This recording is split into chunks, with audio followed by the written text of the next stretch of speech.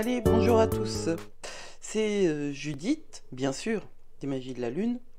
Et puisque cette vidéo est exclusive pour les Patreons, alors je dis pas que le contenu sera pas proposé, l'audio ne sera pas proposé à d'autres que vous, mais la vidéo, elle est pour vous. Et qu'est-ce que vous voyez sur cette vidéo? Vous voyez un machin super compliqué comme d'hab, hein, avec dessus des traits et puis des glyphes, mais bon, vous êtes un petit peu habitués. Alors pourquoi est-ce que aujourd'hui je fais ça? Parce que cette semaine, elle est super importante. Elle est vraiment super importante, et je pense que vous avez besoin d'entendre ce qui se passe. Je sais que les choses sont compliquées pour certains d'entre vous. Elles le sont en vérité pour beaucoup, parce que nous vivons des temps complètement instables, où on est à la fois dans des énergies qui sont extrêmement porteuses, extrêmement cathartiques, hein, c'est-à-dire que nous passons par des moments de grande difficulté, mais c'est toujours dans l'horizon de quelque chose de transcendantal, de transformatif et de libération karmique. Simplement, ce que vous voyez là, hein, c'est, je vais en parler, mais l'opposition entre la conjonction Mars-Mercure et Neptune en Poisson, c'est un truc qui va nous poser des problèmes. Alors, évidemment, ces problèmes-là, je peux vous assurer que ces problèmes-là vous apporteront des solutions. Nous sommes à la limite de la rétrogradation de Mercure, et pour certains, en tout cas c'est communément transmis dans les réseaux sociaux, et je pense que j'ai fait partie de ces gens aussi qui ont dit que, bon, voilà, la période de Mercure rétrograde était une période difficile. Et moi, je ne la vivais pas comme ça, parce que j'ai un Mercure rétrograde au natal. Ceci dit, grâce à une astrologue que je suis et qui est absolument géniale, alors si vous êtes bilingue, il faut l'écouter, hein, c'est Aeol... Moi j'arrive pas... Je suis bilingue, mais j'arrive pas à prononcer le nom de son truc. Aeolian Heart, Rachel Caspuzzo. J'arrive pas à prononcer son prénom, son nom de famille non plus, mais je mettrai le lien. C'est vraiment... c'est un génie. Cette femme est un génie pur et simple, et puis bon, bah, c'est vrai qu'elle parle mon langage, elle mélange astrologie, alchimie et magie, donc on est vraiment dans la même came, mais voilà, elle est extraordinaire. Ce que je trouve déjà, avant de vous parler en fait, hein, de tout ce qui va se passer, j'ai envie de vous les montrer là. Regardez ce dessin, c'est quand même assez extraordinaire, parce que on a un kite, un cerf-volant, hein, cette forme-là de cerf-volant, et puis veux-tu partir, toi? Et on a une croix rouge, et on a une double flèche ici.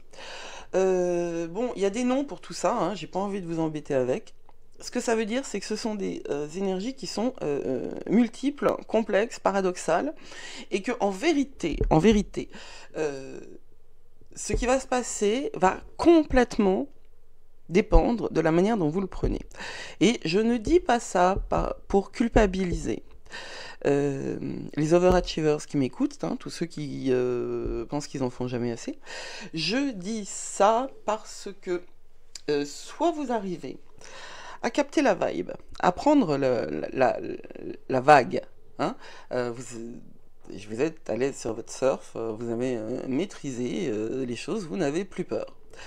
Soit c'est un bon moment pour apprendre et avancer justement dans cette démarche-là, de ne plus avoir peur.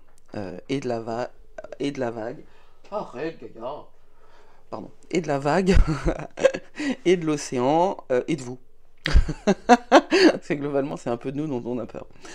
Voilà. Alors, cette semaine, elle a vraiment énormément de choses. Il va se passer quoi? Bah d'abord, on va vivre les derniers jours du soleil en Lion. Regardez, ça c'est le 21 août. Et le 21 août, eh ben, c'est aujourd'hui, puisque j'enregistre les trucs à la dernière minute. Je m'arrange, hein, mais je suis toujours pas hyper nickel en termes de programmation. Donc, 27 degrés, le soleil, 58, en Lion aujourd'hui. Demain, parce que ça avance quand même, vachement, vous savez que c'est 1 degré par jour, 28 degrés 56. Et après-demain, 29 degrés 53. Et ça vous parle. Parce que il y en a qui font attention à ce que je dis. Et ça s'appelle le degré anarétique. C'est un degré critique.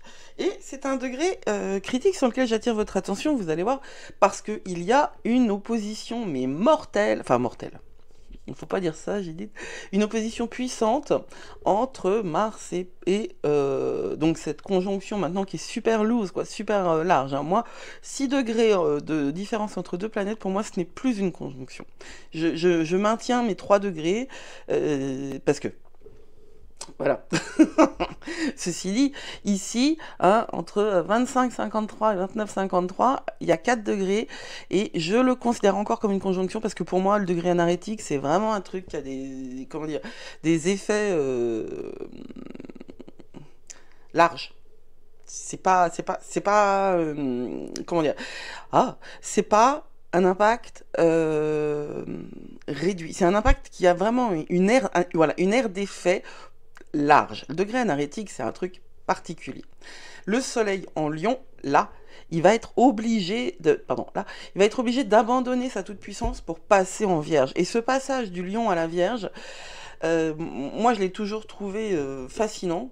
C'est toujours une période où je me sens vraiment beaucoup mieux quand le soleil en Lion quitte son moment d'expansion totale et arrive bien quelque part à lâcher un petit peu sa nécessité de toute puissance. Alors personnellement, c'est parce que j'ai le nœud sud en Lion.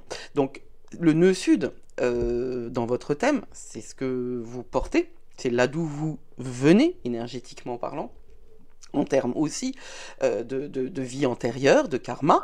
Vous savez bien que ça c'est mon cadre de pensée, et c'est normal que je me sente mieux quand je quitte ça. Parce que c'est vraiment énergétiquement quelque chose qui ne me convient pas, puisque j'ai une autre mission à porter ici et maintenant.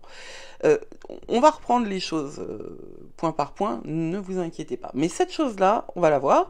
Et puis, l'autre truc rigolo, c'est donc la rétrogradation de Mercure, parce que je veux vraiment que vous compreniez la rétrogradation de Mercure d'une manière différente. Il ne s'agit pas d'avoir des bâtons dans les roues juste pour le plaisir d'avoir des bâtons dans les roues. L'univers ne vous met pas en tilt. Pardon, café. L'univers ne vous met pas en tilt pour le plaisir. En fait, c'est véritablement, en ce moment en particulier, parce que nous avons toujours Pluton rétrograde, qui est à la limite du degré anarétique, parce que nous avons Lilith, qui est, comme je le disais, conjointe, et puis là on est à 2 degrés, donc aujourd'hui elle est conjointe encore au Soleil, parce que le nœud sud est pas loin de la Lune, parce que le nœud nord est pas loin de Chiron. Je veux dire... Et je parle même pas de tous les angles là, je parle des choses hyper évidentes, je parle même pas de tous les aspects et de toutes les interactions entre ces énergies. Et là encore, on est sur un plan plat, je veux dire, c'est pas comme ça que ça marche, en vrai, l'astrologie. Hein. Il y a une 3e dimension, mais alors, la 3e dimension, c'est vraiment the Twilight Zone encore. Hein. Moi, j'apprends, et je vous en parle pas des trucs que je suis en train d'apprendre, parce que je risque de mettre des erreurs dans vos têtes, et c'est vraiment pas le but. Alors, cette semaine, le soleil quitte le signe du lion. Oui, parce que j'ai écrit quelque chose. Hein. Je viens de passer, je sais pas combien de minutes à partir en live, mais j'ai écrit des trucs. Cette semaine, le soleil quitte le signe du lion et entre dans le signe de la Vierge. Signe de terre et signe mutable. Donc on passe du lion qui est fixe à la Vierge qui est mutable. Mutable, ça veut dire que on est dans une énergie plus ouverte sur celle d'après. Entre la Vierge et la Balance, il y a quelque chose de bien plus smooth, bien plus facile, bien plus fluide qu'entre le Lion et la Vierge. Et puis, le même jour, c'est alors le 23, eh bien, Mercure rétrograde. Et on va donc rencontrer des aspects bien plus introspectifs, voire même ésotériques de notre vie. Et de manière simultanée, Mars en Vierge, car Mars est en Vierge, je ne l'ai pas dit, mais c'est en Vierge là, il va s'opposer donc à Neptune. Et Neptune est en trigone à Pluton. Où est Pluton? J'en parlais de là, hein. Ça c'est trigone. Non, ça c'est pas trigone. Mais c'est le même jour. Donc c'est plus tard. Je suis pas certaine de bien saisir ça. Neptune. Il est sextile à Pluton. Ben, c'est bien ça. Mais ça, c'est pas Trigone. C'est sextile. Bon. En tout cas, le 23. Il est toujours pas Trigone parce que je vois pas comment il aurait pu gagner tant de degrés en si peu de temps. Trigone, c'est quoi? Trigone, c'est les grands. Ça, c'est un trigone. Entre Uranus et Pluton, ça, c'est un trigone. Vous voyez? Et là, il y a un grand trigone en Terre. Et c'est ce que je disais dans une vidéo précédente. Les grands trigones en Terre, ils facilitent comme ils facilitent pas. Donc, erreur. En tout cas, ça va.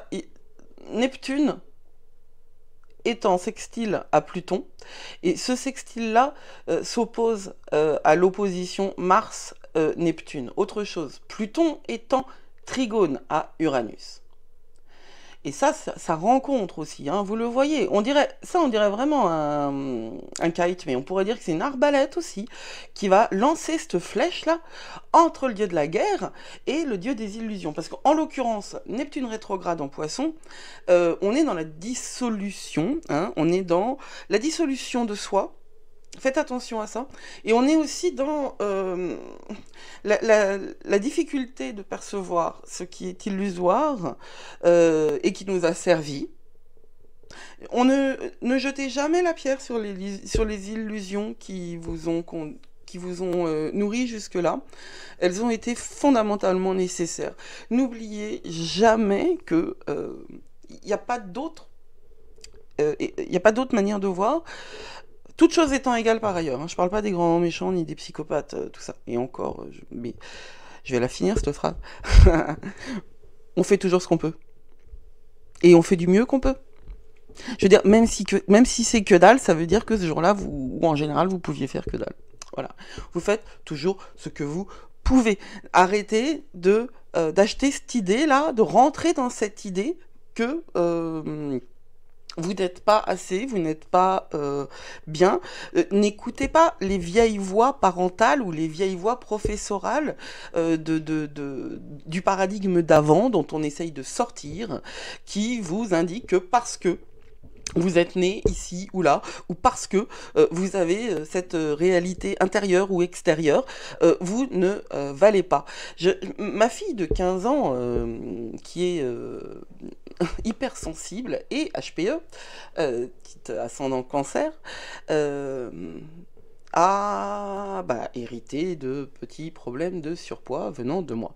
Et nous sommes allés la semaine dernière à l'aquagym et l'entraîneur, enfin comment qu'on dit ça, le mec qui faisait les mouvements dehors, quoi, le prof, certainement, à la fin, ma fille donc est également anémiée. Elle a des problèmes de surpoids, mais elle est anémiée. C'est une empathe qui qui a relativement bien géré ses énergies tant qu'elle n'était pas adolescente et qui maintenant les gère moyen parce que voilà, elle est adolescente, quoi. Elle a 15 ans, elle rentre au lycée, il se passe des choses dans sa vie et qu'elle s'occupe un petit peu moins d'elle, elle s'occupe moins de ses énergies, elle porte pas ses pierres, elle fait pas ses douches de lumière, etc. Et elle est ronde, mais au sens littéral du terme. C'est-à-dire qu'elle est super bien faite. Elle est magnifique, ma fille, mais elle est ronde. Genre, elle est ronde, quoi. C'est-à-dire qu'elle a la même, la même dimension de face que de profil. Vraiment, elle est ronde. Elle est en 3D. Et cet imbécile d'admettre vraiment comment je le maudis, celui-là, lui a dit ouais, mais c'est pas possible, t'as 15 ans, tu peux pas rester comme ça, faut que tu perdes du poids, on va se moquer de toi. Sérieux, il lui a dit on va se moquer de toi au lycée et puis tu trouveras pas de travail parce que ce qui compte c'est l'apparence. Oh, mon Dieu, ce vieux discours grossophobe d'exclusion, de montrage du doigt parce que tu corresponds pas à des critères qui datent d'un paradigme complètement dépassé, ça me faisait froid dans le dos. Je n'ai pas le droit de me jeter à la tête des gens et puis en plus c'est un discours qui me parle. C'est un discours qui me parle parce que moi j'ai été élevée comme ça et que j'ai fait de la danse classique pendant des années. Donc le body shaming c'est un truc que je connais par cœur, et que si moi j'ai du poids en trop, c'est indépendamment bah, du métabolisme, hein, et puis d'une hygiène de vie. Je veux dire, il vient pas par l'opération du Saint-Esprit, le poids, hein, il vient parce qu'on mange. C'est bien ça le problème, c'est ce qu'on mange ou ce qu'on ne mange pas. Hein. Parce que moi je mange trop, il y en a ils mangent pas assez pour vivre. Hein. Donc, mais la relation qu'on a à la nourriture, c'est la relation qu'on a à soi, hein, c'est la relation qu'on a à la vie. Et j'ai transmis cette magnifique petite chose à ma fille, et ainsi qu'un métabolisme qui se bloque. Parce que elle est hypersensible et empathe, et son frère jumeau c'est pareil, ce sont des empathes qui s'empattent. Sauf que mon fils il fait 1m87 genre, donc ça peut être une marmule, ça peut être une montagne, c'est pas grave. Elle est beaucoup plus petite. Enfin voilà, long story short, ma choupette, elle est rentrée de la piscine démontée. Entièrement démontée. Et ça fait, c'était vendredi, et ça fait donc 3 jours que on travaille. J'essaye de la remonter énergétiquement.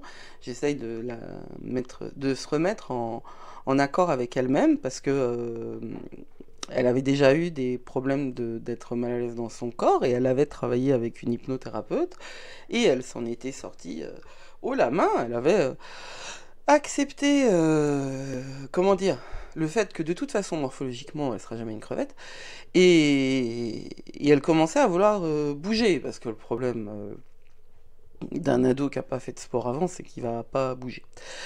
Ce que je suis en train de vous raconter là, de manière trop longue, c'est que ce paradigme-là, hein, cette manière de penser-là, elle existe encore, elle existe partout autour de vous, mais il faut résister, parce que vous savez que c'est une erreur. Vous savez que c'est une manière de maintenir les gens dans un état de soumission interne, de soumission énergétique, et que l'objectif que nous avons tous là, c'est de récupérer notre pouvoir intérieur pour pouvoir justement changer les choses, parce qu'il n'est pas question qu'on continue sur cette voie plus longtemps. Là où le monde va en ce moment, moi j'ai pas du tout envie d'y aller comme ça là, et vraiment pas du tout, mais on change, chacun, une âme à la fois, ça va prendre du temps, mais une âme à la fois, la société va changer. Mais des mecs comme ça, il y en a encore. Et il y en a encore plein. Donc réellement, ne vous laissez pas... Ce sont ces illusions-là auxquelles il va falloir ne pas céder. Ces illusions que vous ne valez pas assez, ces illusions que parce que vous ne correspondez pas aux critères. Je veux dire, il lui a dit qu'en termes de santé, elle a 15 ans d'entre. En termes de santé, ce serait gravissime. Je ne suis pas d'accord avec ça. Je sais qu'en termes de santé, elle est pas top parce qu'elle est anémiée, et que donc elle a pas d'énergie, mais cette gamine, elle a la force pour faire j'ai oublié le nom, mais ce sport de force là, dans des garages où ils portent des pneus. Enfin, voilà, elle est magnifique et elle est super puissante, et elle va pouvoir travailler sa puissance si des imbéciles de cet ordre ne la démontent pas en route. Donc moi, je me suis fait démonter par ce genre de discours quand j'étais jeune, réellement démonter, et je vois la chose se répéter, mais là, je peux intervenir et l'aider à dépasser ça. Alors l'objectif pour elle, ça va être de bouger, de faire du sport, mais certainement pas pour répondre à des critères. C'est ça le truc. Vous voyez, ce qui compte le plus, c'est l'intention, c'est d'où ça vient. Alors non, l'intention ne fait pas tout. Hein. Là-dessus, je reviendrai, mais pas aujourd'hui. Ce qui compte le plus, c'est là où vous voulez aller. Et pour savoir là où vous voulez aller, il faut vous interroger, parce que justement, on vit dans un temps où il n'y a plus de blueprint, on n'a plus de carte. On a la nôtre, et c'est formidable, hein. Alors, après tout ça, on va revenir à la base, mais ça, c'est ce que vous pouvez vivre intérieurement quand le dieu de la guerre est le dieu de la communication, et pas que de la communication. Hein. Mercure, ça a l'air comme ça d'être une petite planète, un peu légère, et en fait pas du tout. Hein. Mercure, c'est Mercure Trismégite, hein, c'est celui qui est qui marche entre les mondes. Le symbole de Mercure, c'est le caducée, où deux serpents s'entrelacent, un serpent blanc, un serpent noir. En alchimie, c'est le symbole de la vie et de la mort. Donc on est sur quelque chose de transcendantal là, hein. On n'est pas, c'est pas du tout comment dire, la planète qui va gérer votre téléphone uniquement, hein. C'est bien plus que ça. Donc il y a une véritable vague transformatrice qui éveille un sens très profond de la réalité spirituelle là-dedans, la présence de l'éternel dans le temporel, et on ne peut pas dire que ce soit facile pour tout le monde. On a aussi ce truc-là, quand le soleil entre en Vierge, ou autour du moment où le soleil entre en Vierge, c'est que les jours deviennent plus courts. Les jours deviennent plus courts. Pour certains, c'est flippant. Pour d'autres, comme moi, c'est ça y est, on commence à respirer quand même. Bien que moi, je vis en Bretagne, donc question canicule, j'ai eu rien du tout. Ça a été un été parfait. Il a plu tous les jours. Désolée pour ceux qui viennent ici. Allez, donc pourquoi est-ce que c'est important que les jours deviennent plus courts quand la saison de la Vierge arrive? Parce que la sagesse de la Vierge, elle nous appelle à la connaissance. Et elle nous appelle à la connaissance. Qu'est-ce que c'est? Qu'est-ce qu'ils ont appris, Adam et Ève, quand ils étaient au jardin d'Éden? Eh ben, ils ont appris qu'il y avait de la vie, mais qu'il y avait de la mort aussi. Et autant le lion est dans quelque chose d'intemporel et de permanent, hein, le roi est mort, vive le roi, autant la Vierge est dans la compréhension, l'intégration du fait qu'après la vie, il y a la mort et que les deux sont liés. La saison de la Vierge, c'est la saison des vendanges, c'est la saison des récoltes. Et évidemment que les vendanges, les récoltes, c'est la vie, puisque nous ramassons ce que nous allons consommer et ce qui va nous permettre de vivre après. Mais c'est également la mort. Il n'y a plus les grains de raisin sur les vignes. Donc les cèpes vont être nus avant l'automne et avant l'hiver. Et ce lien entre la vie et la mort, ça passe par la maturité. On est en temps de maturité et on sait que le cycle va revenir, bien sûr, mais on sait que rien ne peut rester, que rien n'est éternel. Et la Vierge a bien conscience que rien n'est éternel. Donc il y a quelque chose dans son énergie qui est à la fois très anxieuse, mais qui est à la fois très active, puisque quand on a plein de temps, on fait beaucoup moins que quand on est pressé par le temps. Ou alors c'est que pour les cerveaux zarbi comme le mien. Mais en tout cas, voilà ce que j'avais envie de dire là-dessus. Quand on est quand on passe en Vierge, quand le soleil passe en Vierge, comment dire, c'est le feu qui descend dans la terre en fait, hein. C'est vraiment le feu du lion va s'incarner dans la terre et nous amener vers le temps des récoltes.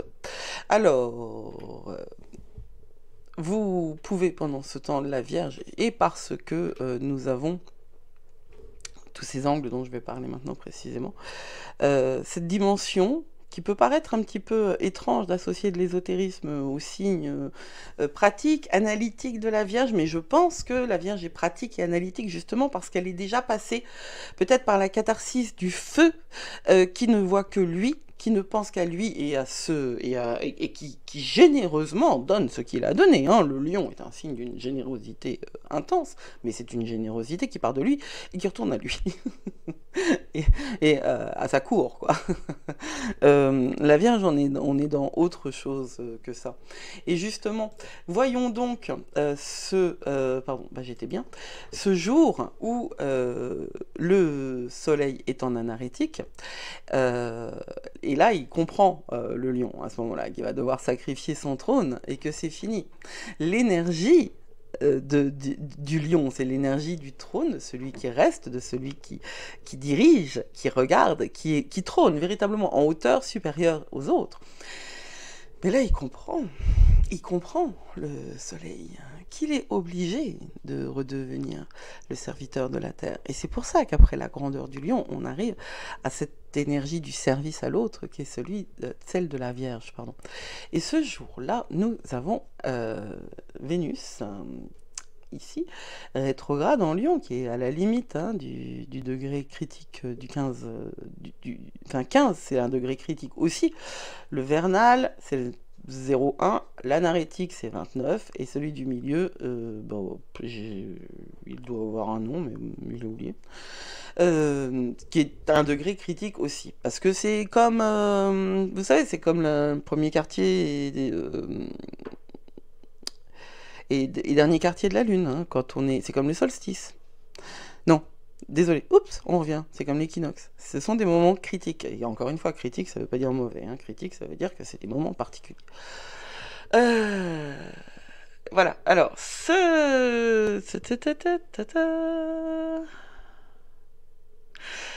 le carré de Vénus rétrograde en Lion avec Jupiter en Taureau et Mars en Vierge. Nous avons Jupiter là.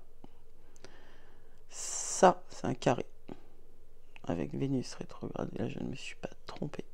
Et ici, on a une opposition sauvage entre la Lune en Scorpion et Jupiter en Taureau.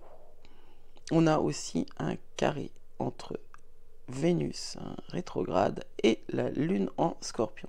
C'est-à-dire que l'énergie, elle va circuler là-dedans. En même temps, hein, on a l'opposition toujours entre Mars et Neptune rétrograde en Poisson. Alors, ça c'est tendu. Ça c'est tendu. 22-23 août, hein, parce que je... Non, c'est 23 pour nous. 23 août, zoup. Ouais, c'est le 23 à plein. 24 après ça continue un peu. C'est quoi le 23? C'est mercredi. Donc mercredi, attention. Alors, vous pouvez avoir des sentiments positifs, vous pouvez être exalté. Alors ça, c'est un truc que je connais bien, moi, l'exaltation. Hein. Mais attention. N'abusez pas. Réellement, n'abusez pas. Ce jour-là, j'ai déjà dit ça. Hein. D'abord parce que Neptune rétrograde en Poisson, il faut faire attention à ses addictions, il faut les contrôler. Voire cesser. Si vous n'êtes pas dans un système de dépendance totale, c'est le moment vraiment de faire un break. Vous prenez un verre de grenadine à la place de la bière du soir. Vous faites ça 2-3 jours. Vous vous prouvez d'abord que vous pouvez vous en dégager de ce truc. Et ensuite, que ce soit d'ailleurs l'addiction à l'alcool ou autre chose. Hein, je parle d'alcool parce qu'on est en France et que... Enfin, moi je parle de France et que voilà, c'est un mot générique pour toute substance que vous pourriez utiliser pour vous débrancher la tête, quoi. Mais il y a des jours où c'est mieux de pas. Il y a des périodes où c'est mieux, vraiment, de pas. Parce que des jours comme ça, c'est des jours à rabbit hole. C'est-à-dire que vous ne vous rendez même pas compte, mais vous prenez un verre, vous avez fini la bouteille dans la demi-heure, vous rentrez dans une recherche sur Internet et d'un coup, il est 5 heures du matin et votre définition de la réalité, elle a complètement été dévissée parce que vous êtes passé de site en site et ça, c'est vraiment quelque chose que je connais bien. Et après, il va vous falloir énormément d'énergie pour revenir à la réalité, à votre réalité. Ça, c'est vraiment un truc qu'il faut faire attention à ça. Vous faites attention. Ce jour-là, cette opposition-là, hein, elle n'est pas que ce jour-là, cette opposition. Hein, elle va courir donc d'aujourd'hui, lundi, à... hop. Allez. Voilà. Elle court encore dans une semaine. Et on a une espèce de double opposition étrange, là, qui va nous... Ben, on en reparlera la semaine prochaine. C'est cette opposition entre Mars en Vierge et Neptune en Poisson va être encore plus en... Comment ? En valeur, pardon. Excusez-moi, va être encore plus mise en valeur avec... Bah non, mais parce que j'ai encore écrit Trigone, avec Pluton en Capricorne, sauf que c'est un sextile, donc je me suis embêtée. Ah oui, non, mais c'est Mars qui est en Trigone, voilà pourquoi, il faut être clair dans tes notes, Judith. Donc, c'est encore mis en valeur, parce que Pluton est en sextile à... Neptune est en sextile à Pluton, mais Pluton est en Trigone à Mars. Et ça... ça va encore plus apporter de la transcendance, de la transformation. C'est un truc qui est super important, vraiment. très très... Et, oui, Saturne. Et voilà. Et en plus, on a Saturne, ici, en Poisson, qui est en opposition avec le... C'est une opposition lâche, mais avec le Soleil. Donc on a tous les éléments pour se noyer.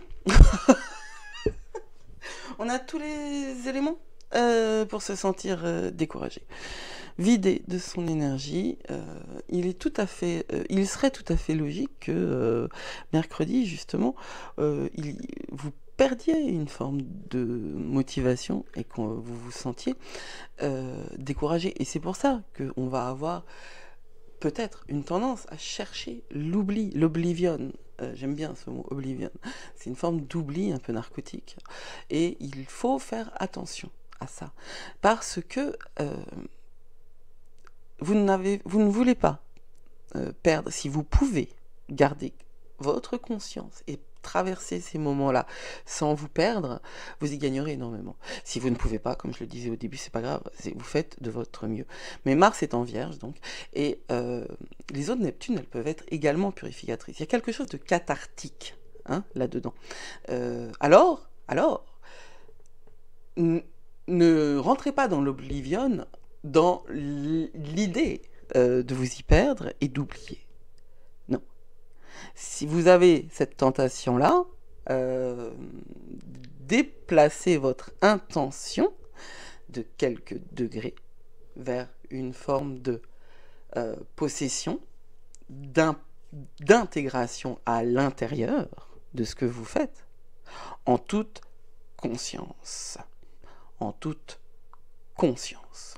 Parce que Mars opposé à Neptune peut ouvrir votre conscience, justement, à un sens différent. Alors Mars, il split. Mars, il sépare. C'est une énergie qui sépare. C'est un guerrier. Donc le guerrier, il est obligé d'avoir une vision claire de qui c'est qui est pas bien et qui c'est qui est bien. Donc il doit savoir. Il doit véritablement dissocier le bien du mal, les eux contre nous, etc. Alors c'est une énergie dont on a besoin, et pas trop, merci. Et le poisson, enfin Neptune en poisson, c'est tout l'inverse. C'est tout l'inverse. Alors, Neptune peut illuminer Mars et lui apporter justement cette conscience que dans la réalité vibratoire, l'esprit et la matière ne sont pas séparés, jamais. Que c'est juste une échelle de densité, et que l'autre et vous, c'est également une question d'échelle. Mais au total, nous sommes tous les mêmes. Et la Vierge apporte toujours un désir de guérison, de restauration, de service pour l'autre, et d'harmonie, parce qu'après, on est en balance. Alors, après, quand on est en Vierge, une fois qu'il est passé en Vierge, notre Soleil, pourquoi je suis le 29 ? Ah oui. Une fois qu'il est passé en Vierge, notre Soleil, touc, touc, voilà. On a des angles là qui sont encore plus marqués, donc entre, ça c'est un trigone, entre Pluton rétrograde en Capricorne et Mercure qui rétrograde, pourquoi c'est pas écrit ? Ah, parce qu'il est stationnaire, il rétrograde demain. Stationnaire, c'est le moment où il bouge plus. Et c'est demain qu'il va apparaître rétrograde sur mon... Voilà. Donc, le Soleil entre en Vierge. Et, je l'ai déjà dit 25 fois. Qu'est-ce que c'est le signe de la Vierge ? Vous savez que les Vierges, les Vierges, n'étaient pas des femmes n'ayant aucune expérience sexuelle, mais c'était des femmes qui avaient décidé de se consacrer entièrement à elles-mêmes, c'est-à-dire alors elles-mêmes, dans l'Antiquité, c'est pas elles-mêmes, dans le genre je m'occupe de moi, c'est je m'occupe de ma mission sur Terre qui serait justement de rendre hommage aux divinités et d'être dans le service de la divinité. Donc Mercure, à ce moment-là, rétrograde à 21 degrés de la Vierge. Donc nous sommes ici et Mercure rétrograde clairement ce jour-là. Il est encore stationnaire, mais il passe là, 21 degrés 50. Le lendemain, c'est bon, c'est clair, on est en rétrogradation. Toujours à 21 degrés 50, parce que quand on dit stationnaire, c'est stationnaire, que ça bouge pas. La planète, elle reste au même degré. Donc, la saison, elle commence parce que Mercure est en Vierge et que Mercure n'est pas en Vierge tous les ans, hein, du tout, du tout, du tout. C'est vraiment une configuration particulière parce que Mercure est en Vierge et rétrograde en Vierge. La saison commence dans une ambiance vraiment introspective. On va concevoir la rétrogradation de Mercure comme un voyage souterrain, en fait, hein, à travers la Vierge, et qui va commencer par nous donner l'envie d'être plus réfléchis, en fait, hein, de comprendre plus profondément le langage de la nature, et de remplacer le bavardage inutile pour le remplacer par le vrai sens des mots. Ça me fait rire parce que j'ai écrit un truc sur le bavardage inutile, et je crois que ce podcast est le plus long que j'ai jamais fait.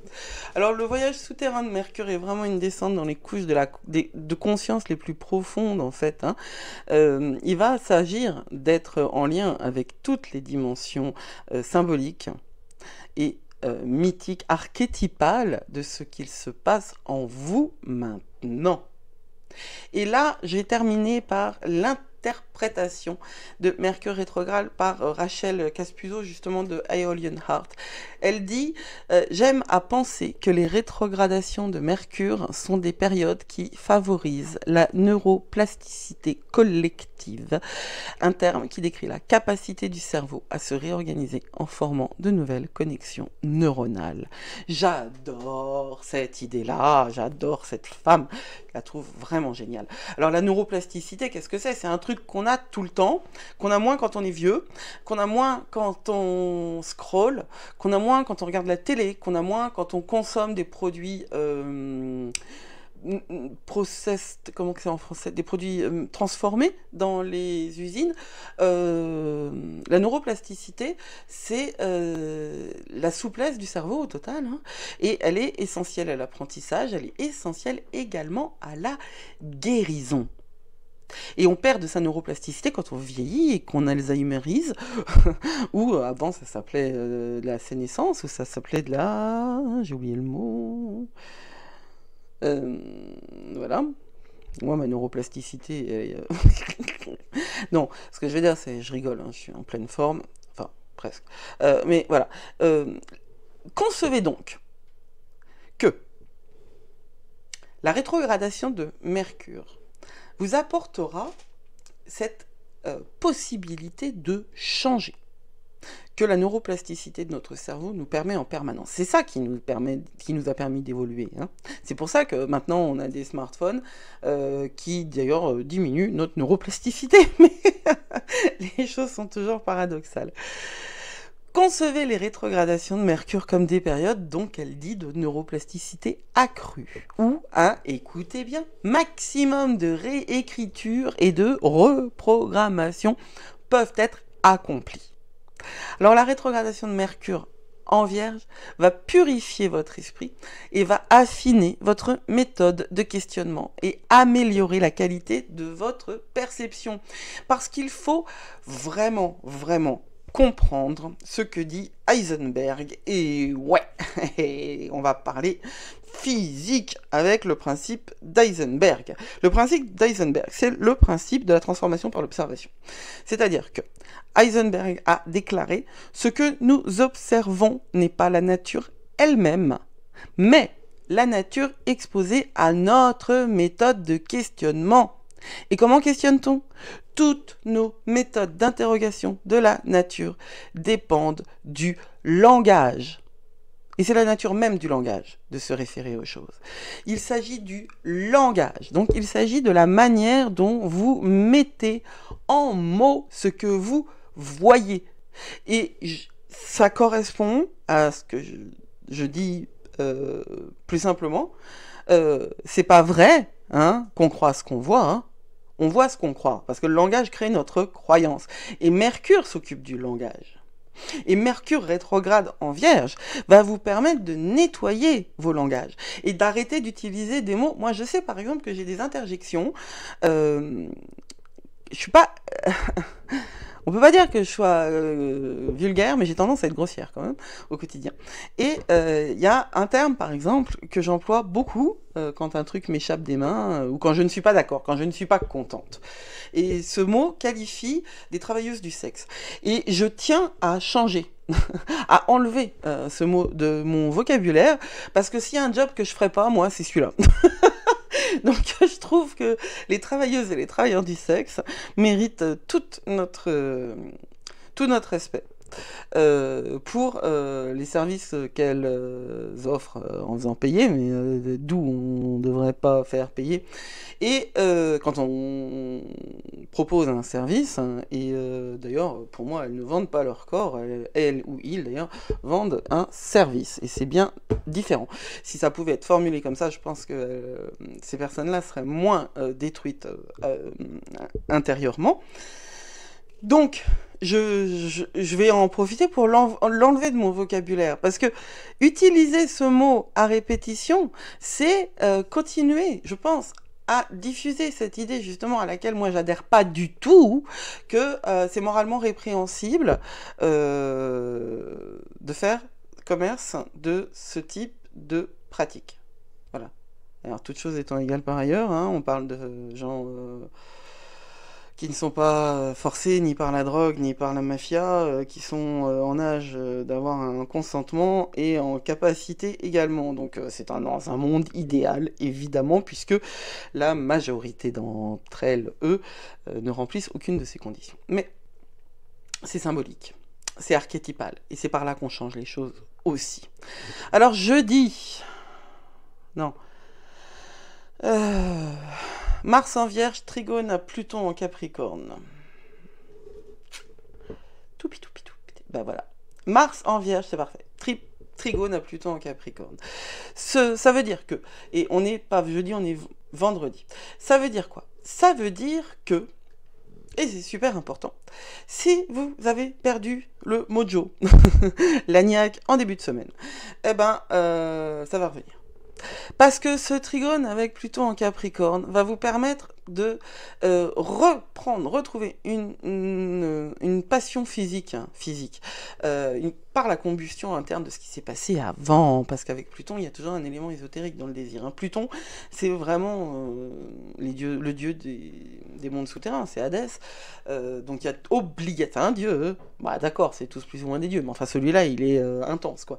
Et plus ou moins des dieux. Tu devrais pas t'arrêter sur des trucs comme ça. J'ai dit stop. Voilà. C'est tous des dieux. Bon, allez. Donc, il y a un élément ésotérique dans le désir, un profond questionnement intérieur qui va faire écho à ce questionnement qu'on a justement avec Mercure rétrograde en Vierge. Sur les mystères de la vie et de la mort, de l'esprit et de la matière. Vous voyez bien, je vous disais, Mercure, c'est celui qui deal, qui jongle avec l'esprit et la matière. Et Pluton deal avec la vie et la mort. Mais Mercure aussi, puisque c'est lui qui porte le caducée. Alors, c'est un moment vraiment très particulier. Pluton, oui, hein, c'est grande vague de destruction et de création, montée et chute des empires et des époques. Empire parce que ça me fait penser à grandeur et décadence de l'Empire romain, mais des montées et chutes des époques. Et on le voit, hein, on est à la fin d'une époque, hein, clairement. On vit la fin d'une époque. J'ai bien peur qu'on n'en vive pas trop le début, en tout cas pas moi, je sais pas si j'ai encore 30 ans devant moi, je sais même pas si j'ai envie d'avoir 30 ans devant moi, mais en tout cas c'est la fin d'une époque. Et Pluton, bah c'est catastrophe naturelle, hein. Il y en a un petit peu en ce moment, des catastrophes naturelles. Et bah, Pluton il rétrograde dans un signe de terre, et donc la terre nous montre là où on a déconné partout, et elle nous le fait payer. Mais Pluton, c'est également comme Mercure, il participe du processus de transformation alchimique. Et c'est un trigone super positif, parce que le trigone, c'est toujours positif, entre Mars et Pluton.